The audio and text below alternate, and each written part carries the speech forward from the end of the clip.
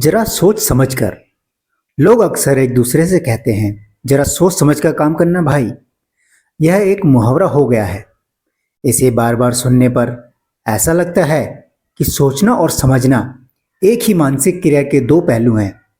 हम सोचने की क्रिया के साथ समझने को भी लपेट लेते हैं, लेकिन हमारे बड़े बुजुर्गों से पूछे तो वे कहते हैं ये दो बिल्कुल अलग अलग बातें हैं।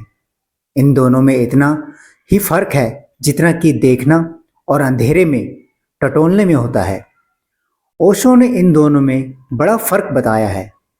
वह कहते हैं कि सोचना समझ का अभानु है। हम सोचते हैं इसलिए ही क्योंकि हम समझते नहीं। जब समझ आती है तो सोचना विदा हो जाता है। सोचने में विचार अंदर ही अंदर घूमते रहते हैं।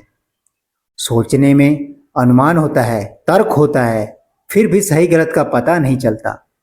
सोचने में प्रश्न पैदा होते हैं पर उत्तर कभी नहीं मिलता। समझ के साथ कोई प्रश्न ही नहीं बल्कि उत्तर है, क्योंकि समझ हृदय में पैदा होती है। जैसे अंधेरे में एक दिया जल गया, अचानक रोशनी हो गई और चीजें साफ हो गई। समझ ध्यान से पैदा होती है।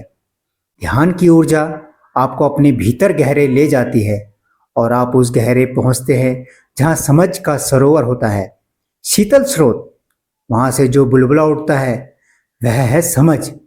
समझ को जगाने के लिए रोज कुछ समय अपने साथ शांत होकर बैठना होगा, अकेले में चुपचाप बिना किसी तनाव के।